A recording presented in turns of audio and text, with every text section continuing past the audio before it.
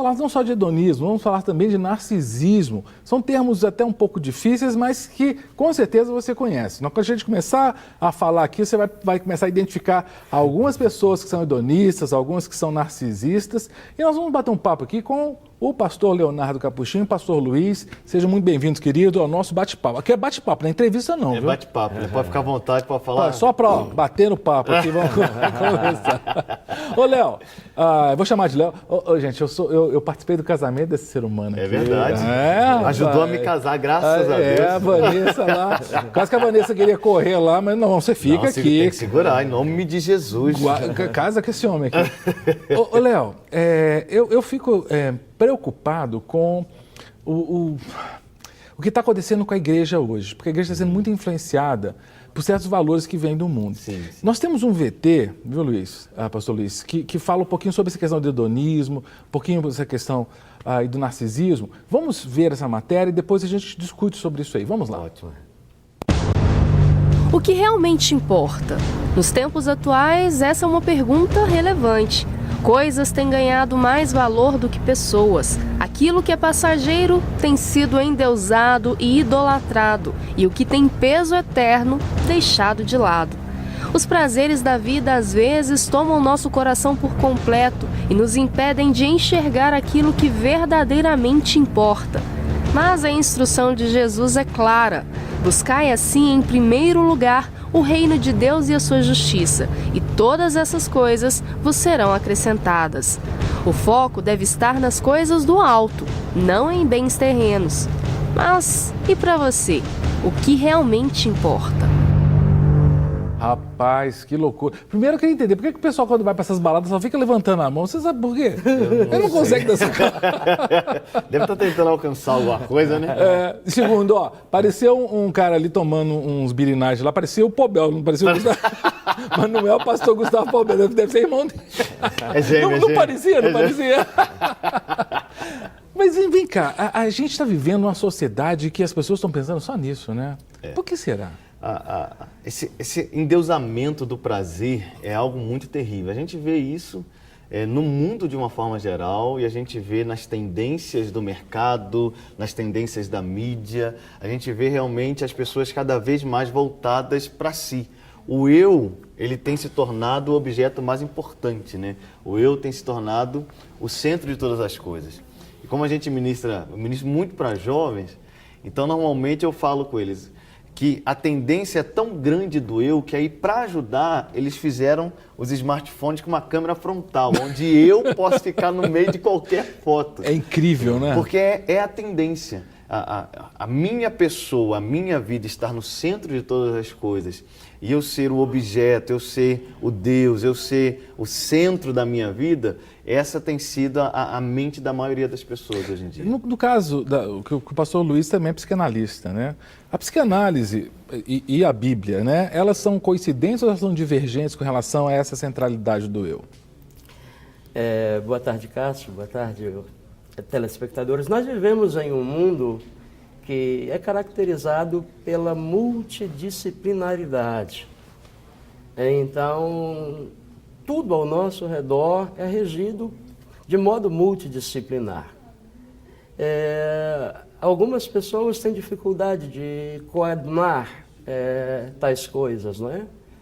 Mas o fato é que nós não temos que ver necessariamente os postulados da psicanálise e da teologia como necessariamente autoexcludentes. Eles podem muito bem ser complementares e há pontos de contato. E é o que importa, né? Onde nós nos encontramos, onde há pontos de contato, nós podemos fazer considerações.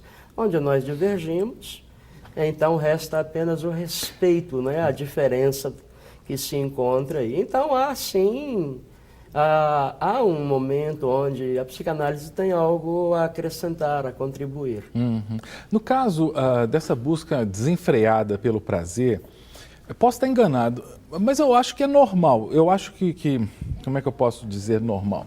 Faz parte do ser humano? Faz parte do ser humano o fugir do sofrimento e querer o prazer, ou não?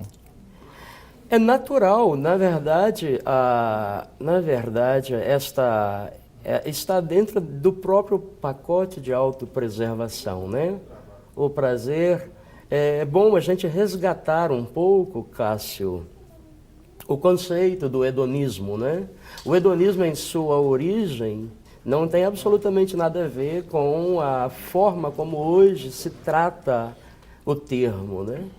Hedonismo não é em respeito a Epicuro, que foi um dos formuladores dessa filosofia, não tem absolutamente nada a ver com a busca desenfreada do prazer, muito pelo contrário. O hedonismo, em Epicuro, em sua origem, é uma filosofia de vida, não é? Porque a filosofia na antiguidade não era apenas um debate de ideias de modo abstrato e teórico. Era prático. Né? Era, exatamente, havia implicações práticas na vida do indivíduo. Estava de Epicuro, tem um texto de Epicuro que é Carta à Felicidade, que ele fala o que é ser feliz. Exato. E ele fala uma vida modesta, eu acho muito legal. Exato. Sentar perto dos amigos, em volta de uma mesa. E os que seguiram Epicuro tinham uma vida modesta. Exatamente. Não tinha essa vida aí de loucura. De excessos. Não há excesso no hedonismo, felicidade. não é de Epicuro. Na verdade, é a celebração do simples, não é? A frugalidade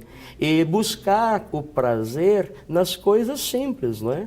Ele diz que você, ao viciar o seu corpo, não é, com excessos de prazer, você perde a capacidade de experimentar o prazer nas coisas simples. Então é muito até saudável o hedonismo em sua origem, né? Agora, o que vemos neste nosso contexto de pós-modernidade é o adoecimento completo, né, de um conceito, e esse adoecimento tem acontecido em muitas outras áreas, não é apenas neste conceito, né? Léo, na perspectiva bíblico-teológica, né, como é que a Bíblia lida com essa questão do prazer? Como é que é isso? Eu vejo muito na Bíblia que o prazer, foi Deus que colocou no homem esse desejo, essa sensação, o homem querer o prazer, querer a alegria, querer essa sensação não é algo errado em si, porque Deus criou o homem para o prazer e para o deleite. Mas esse deleite, esse prazer do homem eram para estar originalmente em Deus. Você até outro dia estava... Gente, eu ri demais. O Léo... ouvindo a mensagem dele, nem chegou a ser uma mensagem, foi uma breve fala, ele falando do Salmo, se não me engano, do Salmo 19 ou 119. Eu não lembro que você falou que Davi falando assim da lei do Senhor. Que ele tinha prazer na lei do Senhor, Salmo 112. 112? 112. Aí você falou assim, o que ele tinha, né? O que era a Bíblia que ele tinha na época, ele se deleitava, como é que era o negócio? Porque você vê o salmista dizendo, me deleito na lei do Senhor, mas a Bíblia da época dele era só, mata o sacrifício, faz isso, faz aquilo outro, você não pode isso, não pode aquilo, não pode mais aquilo, você também não pode aquilo outro, você não podia um monte de coisa. E ele dizia, não, mas eu sinto prazer nessa lei. Louco. E não tinha os evangelhos, não tinha as epístolas. Não tinha nada disso, mas ele amava. Então eu vejo que o prazer, na verdade, ele foi deturpado. O ser humano, ele conseguiu deturpar o verdadeiro conceito de prazer.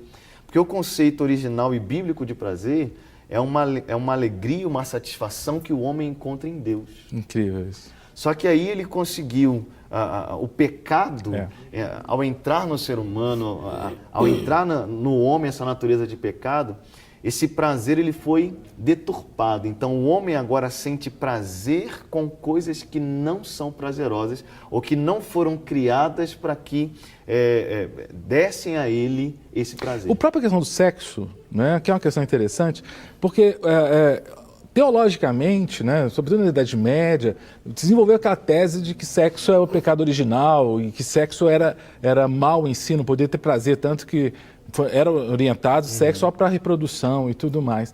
E a Bíblia deixa claro que o sexo no casamento pode ter prazer. O livro de Cantares, né, mostra isso, né? E quebra esse paradigma, né? Graças a Deus, isso está na Bíblia.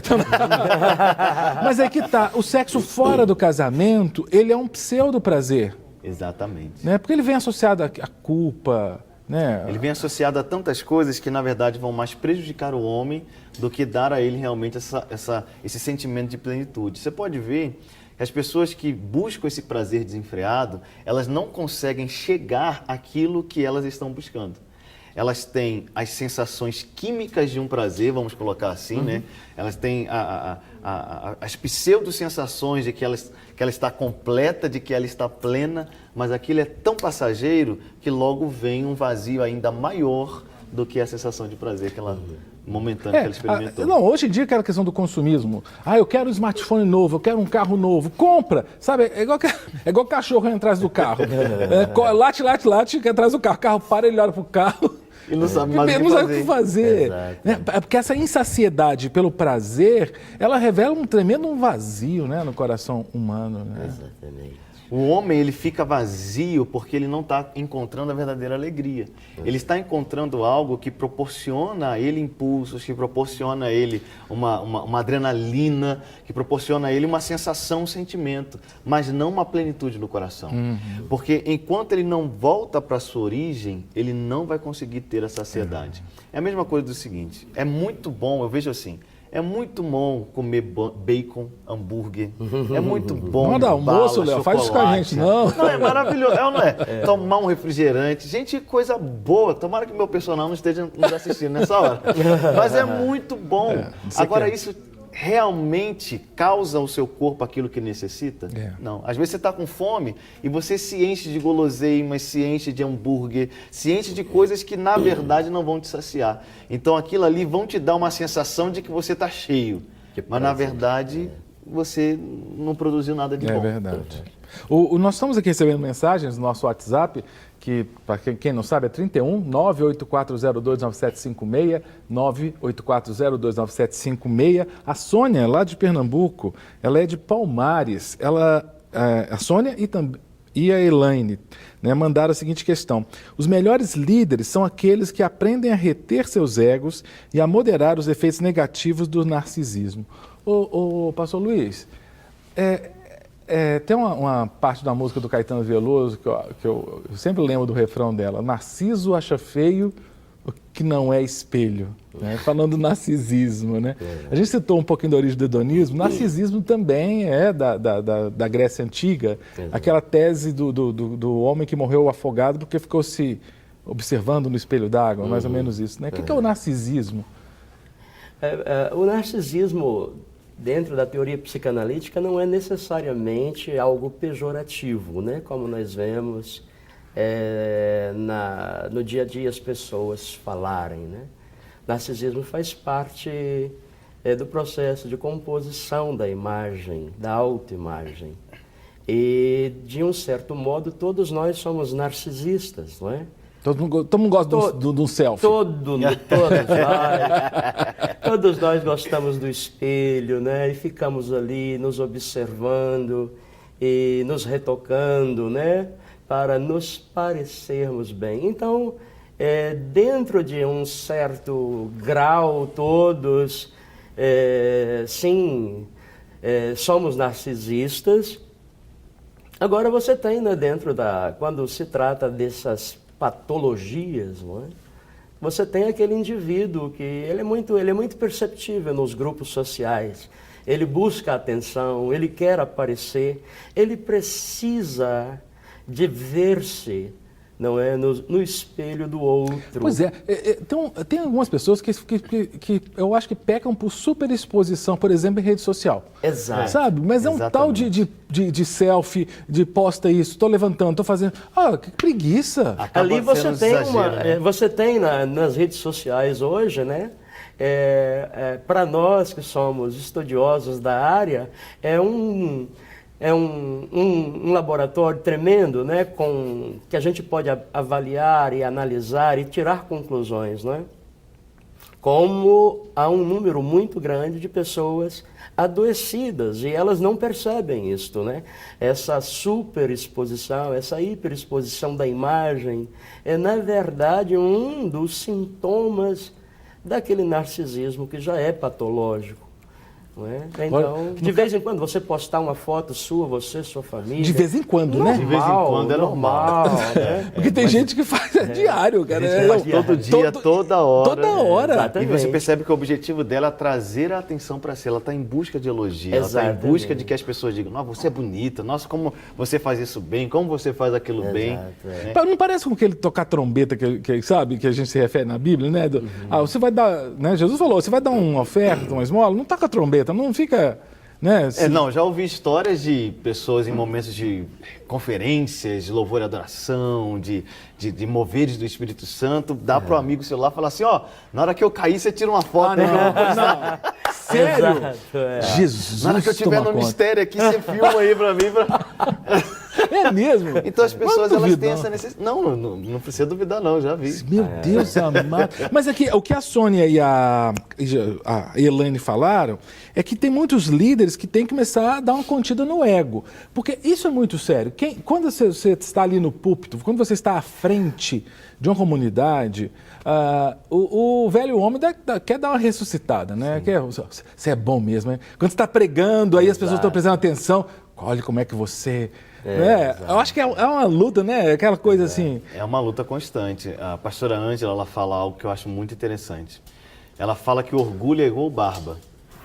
Se você não fizer todo dia, ela vai crescer. Exato. Então, mesmo que a gente tenha, mesmo sendo líderes, mesmo sendo pastores, bispos, apóstolos, né? Vice-arcanjo. Mesmo sendo os mais santos do mundo, se a gente não aparar todo dia, Agora, vai acho que crescer. o começo da queda está em você não reconhecer isso. Exatamente. Exato. Eu acho que o problema é esse, sabe? O auto-engano. Exato. Não, mas eu sou espiritual. Não. Tem gente que acha que é intocável, né? Não, eu nunca vou cair em orgulho, eu sou uma pessoa muito humilde, muito simples, eu nunca vou e nada disso nunca vai me saciar. E a gente tem que tomar cuidado, porque pode acontecer. Eu acabei de te elogiar a questão dessa fala.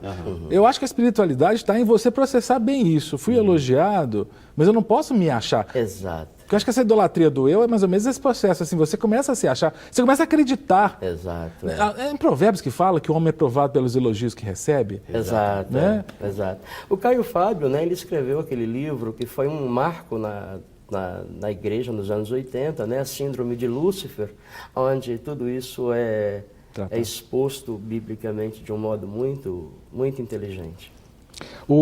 Quem está mandando mensagem aqui é a Poliana.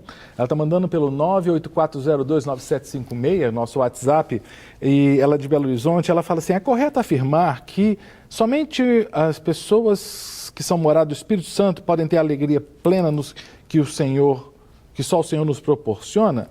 É interessante, eu acho que é até um pouquinho à luz do que o Léo falou, né, de que o verdadeiro prazer está em Deus.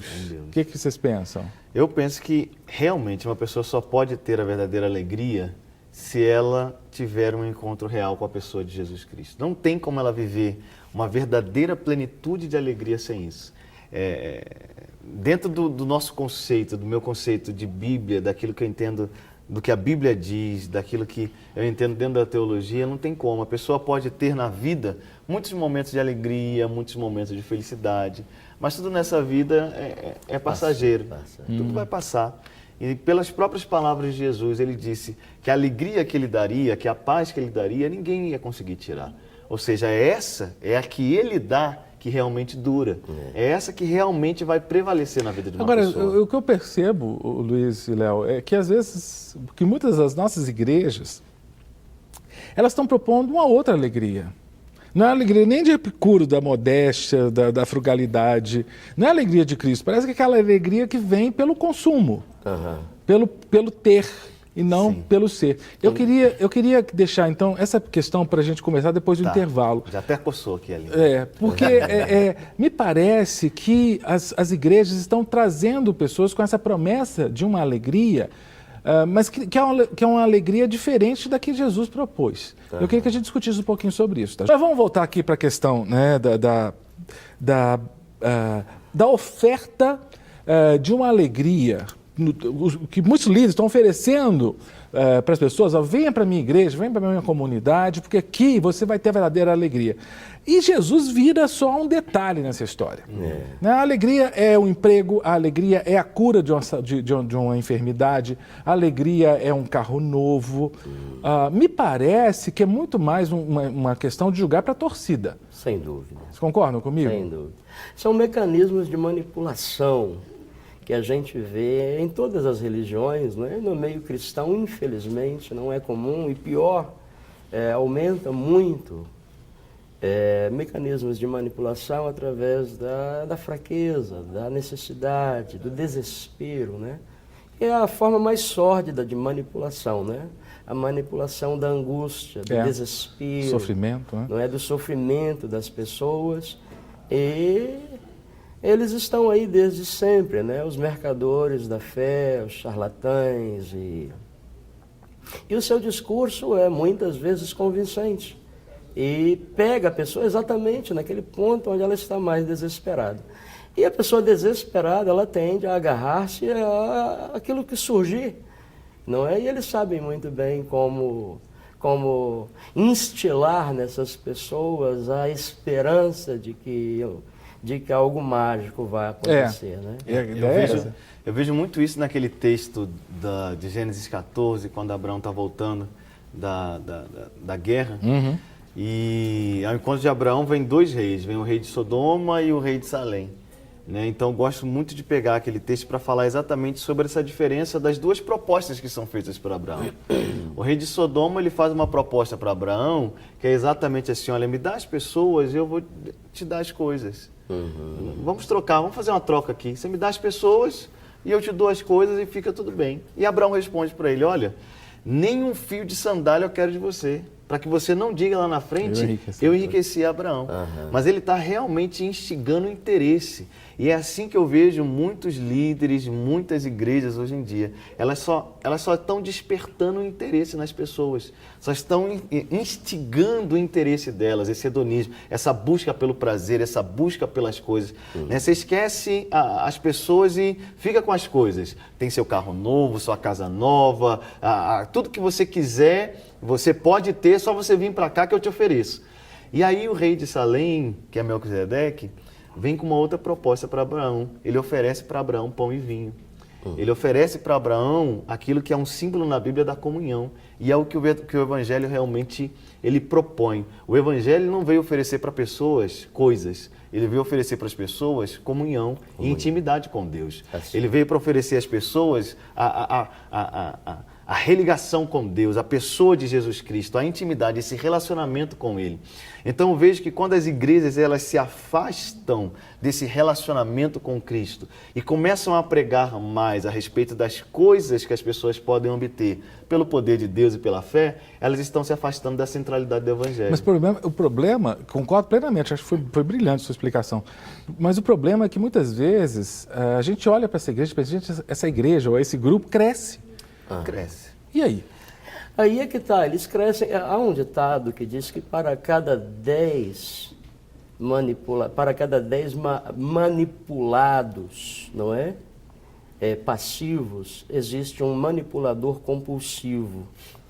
Então, as massas são manipuláveis, não é? E os manipuladores estão aí como predadores à espreita e vão usar de modo magistral, né?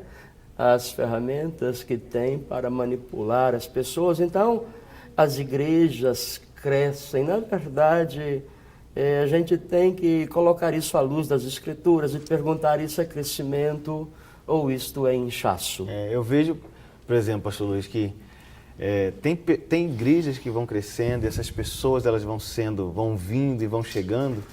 Eu vejo muita questão de que as pessoas têm preguiça de pensar. Exato. As pessoas não querem pensar, elas querem algo pronto. Se você oferece para elas algo assim: olha, vem cá que eu vou fazer tudo por você. Se você não tem fé, eu tenho por você. Se você não crê, eu creio por você. Se você não ora, eu oro por você e vai acontecer. Ela não precisa pensar, tá ótimo. Tá perto sagrado ali. Tem aquela mentalidade de escravo. Então é muito difícil. Eu li um livro do Dr. Miles Monroe que ele fala que, ele defende exatamente isso. As pessoas preferem ser escravas porque ser livre é muito difícil. Dá trabalho. Dá trabalho. Dá trabalho. As perguntas estão chegando aqui. Tem uma pergunta, na verdade não é uma pergunta, é é uma pergunta. Deixa eu ver quem é que manda a questão. É na área de Vinhedo. Vinhedo, lá no estado de São Paulo, cidade linda. Ela fala assim: queridos, estou assistindo o programa e gostaria de perguntar. Meu esposo, ele vai à igreja, mas vira e mexe, ele gosta de beber um vinho. Será que isso é hedonismo? Que atitude devo tomar diante disso? Tem época que ele está firme, indo direitinho na igreja, mas tem dias que vai ficando desanimado. Algumas perguntas dentro de uma, né? Tomar vinho é hedonismo? E o que ela faz para ajudar o marido? Tomar vinho não é... Não é hedonismo, é alcoolismo. Aí tudo depende, né, da dose, né? Como diz o bom e velho ditado, a diferença entre o remédio e o veneno está na dose, né? Então, eu particularmente não acho que tenha nada de errado a pessoa tomar o vinho, mas tudo deve ser feito com moderação. A partir do momento que a pessoa extrapola os limites saudáveis da moderação, então aquilo já é algo nocivo, né? E sem dúvida alguma vai comprometer outras áreas de sua vida. Então eu gostaria de dizer que não há nada de errado com o seu marido se ele gosta de tomar um vinho. Agora, se porventura, não é,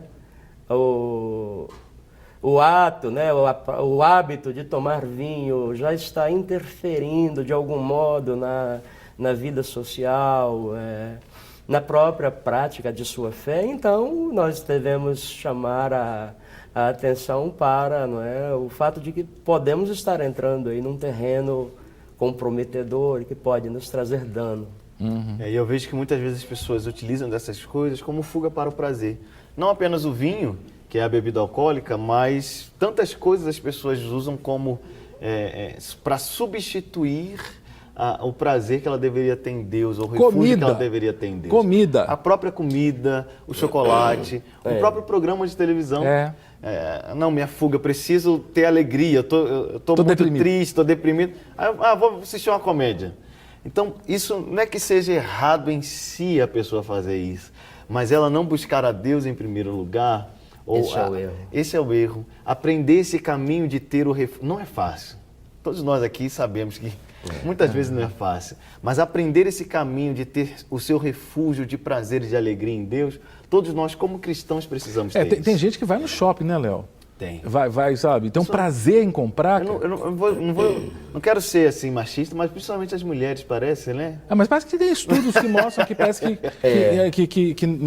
é mais feminino o consumismo, no sentido de escape, de depressão, de tristeza, é mais comum entre as mulheres. Parece que é questão de estudo mesmo, estatístico. Né? Os homens vão desenvolver outras compulsões, né? A bebida, o vício, o jogo, né?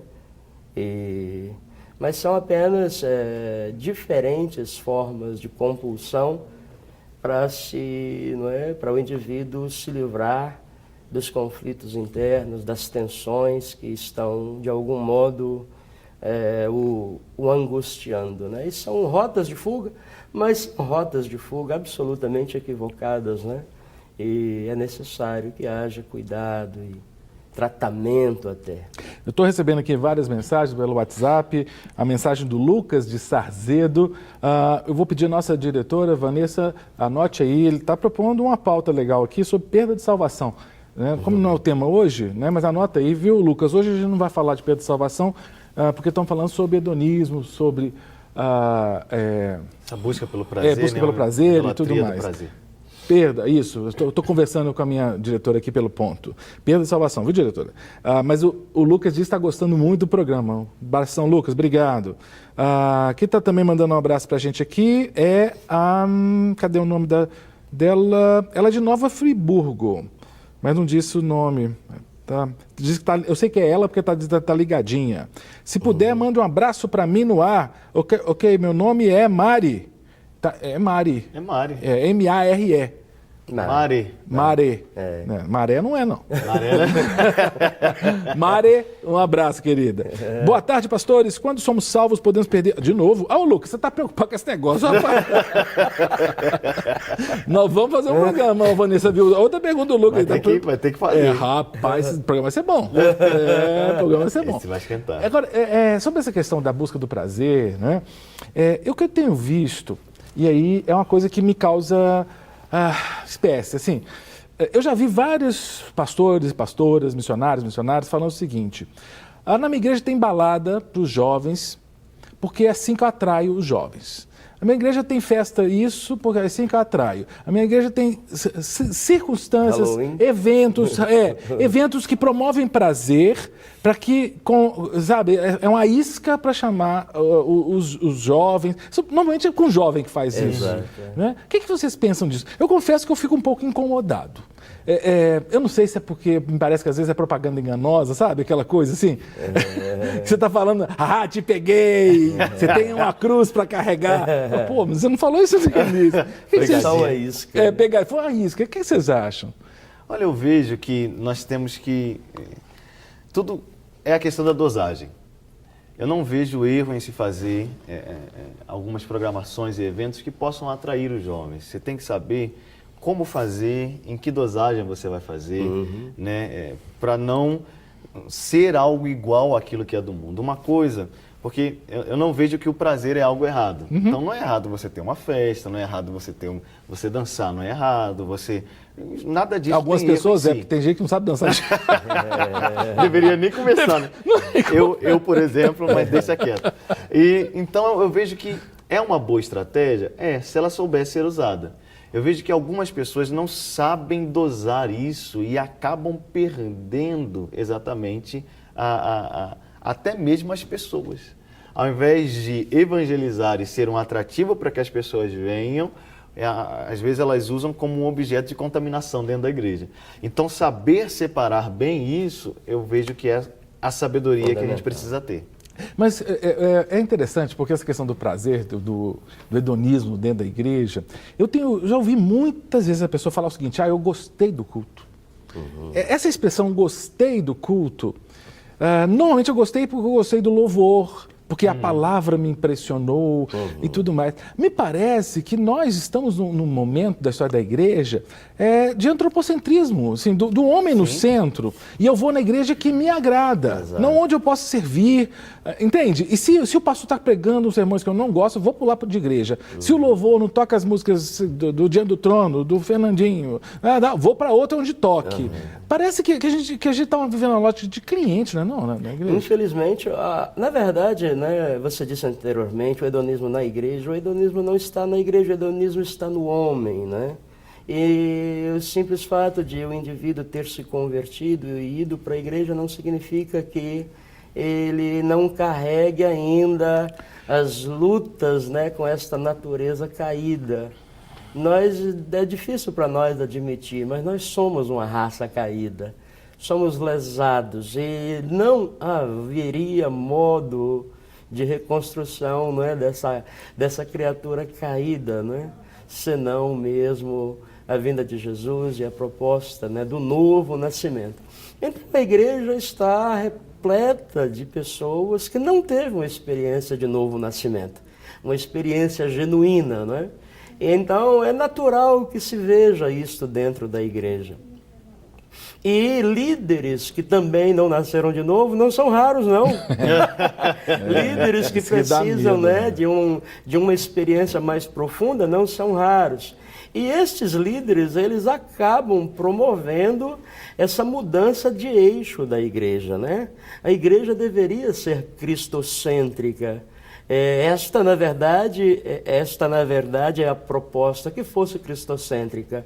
Mas a igreja, desde há muito, vem se antropocentrizando, né? onde você vai ver este movimento de deslocamento de eixo. Ela vai se tornar antropocêntrica desde lá do capítulo 6 de Atos. Ela ia muito bem, linda, maravilhosa, e de repente no capítulo 6 de Atos já começam as intrigas e os problemas e as disputas. E a partir dali, quem tem um olhar mais cuidadoso sobre o Novo Testamento vai perceber que a igreja do Novo Testamento é uma igreja doente. Porque você vê o apóstolo Paulo escrevendo para as igrejas, tratando de problemas com líderes doentes, com pessoas doentes, né? A segunda carta do apóstolo Paulo, que eu considero aos Coríntios, né, a mais autobiográfica, onde ele expõe as suas dores pessoais de ministério, ele está sofrendo porque ele está sendo perseguido, achincalhado por gente de dentro da igreja, não é de fora, né? É a igreja doente desde, quase sempre, né? Não podemos dizer desde sempre, mas desde quase sempre. Então, estes movimentos em busca de proporcionar um ambiente que agrade o indivíduo, não é? E acaba tirando a glória de Deus, infelizmente está aí há muito tempo. Não está virando entretenimento, Léo? Está virando em muitos lugares, porque as pessoas estão em busca de algo que lhes dê esse prazer que elas tinham antes na vida delas, antes de Cristo, né? Elas não estão sendo ensinadas. Uma das coisas que eu acho que é uma das maiores falhas que a gente vê, principalmente ali no seminário, a gente tem contato com pessoas de várias igrejas, de várias denominações diferentes. Então você vê que não tem ensino. As pessoas, elas vêm para Jesus, vêm para a igreja, elas nem sabem direito por que elas estão ali. Elas estão ali porque é legal ser cristão, porque é legal ser evangélico. Poxa, é tão legal, tem uma galera boa, tem isso, tem aquilo. Tá, mas o que é Cristo? O que Cristo fez? Qual foi o propósito da cruz? Por que Cristo vem cá? Ah, não sei. Quais são 4 evangelhos? Ah, Jesus e deve ter mais um outro, Moisés. Então, quando você começa a ensinar a palavra, você vai entrando nesse lugar de um equilíbrio. Eu vejo que o grande problema nosso é que nós não somos equilibrados.